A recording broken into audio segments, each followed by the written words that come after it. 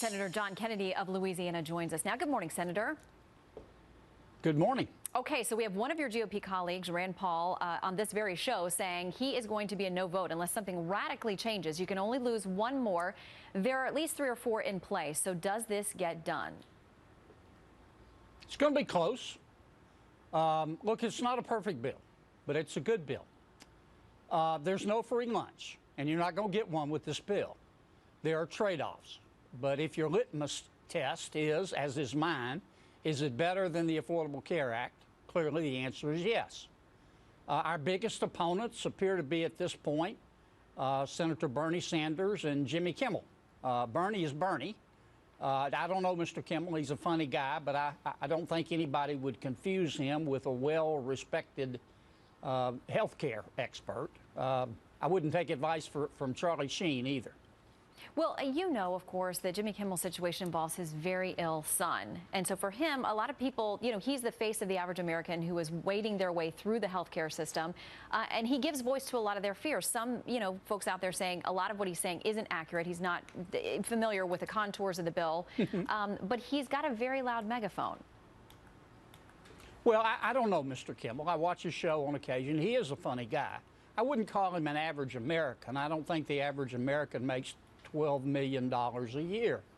And certainly this is America. You can believe what you want. He's entitled to his opinion. But I doubt he's read the bill. The 2 biggest proponents on our side, Lindsey Graham. Lindsey is sort of the, Lindsey's very articulate. He's a silver-tongued devil, I call him. He could talk a dog off a meat wagon.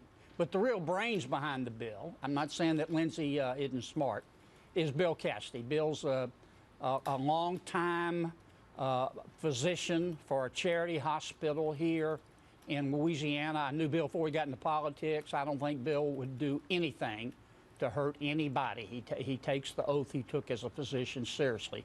But it is not a perfect bill.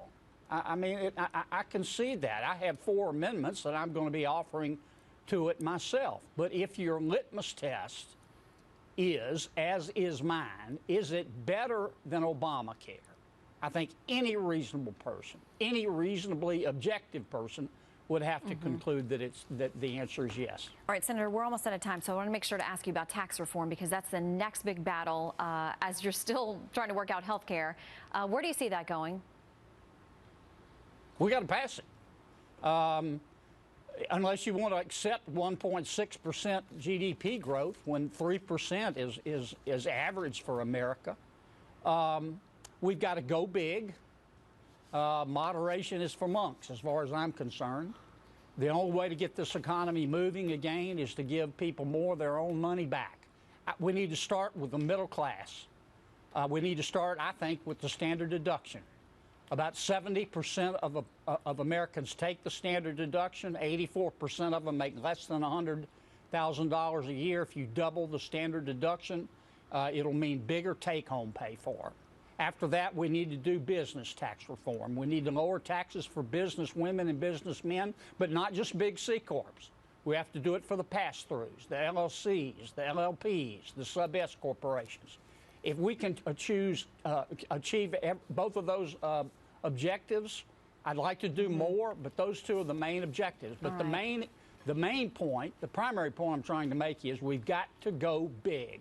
All right. Government is growing faster than the economy. It ought to be the opposite. All right, Senator. We thank you for making time for us today, and we'll keep a watch on these things as they work their way through the Hill. See you soon. Thank you. And some classic one-liners there, too. I love it. It makes me feel like I'm at home.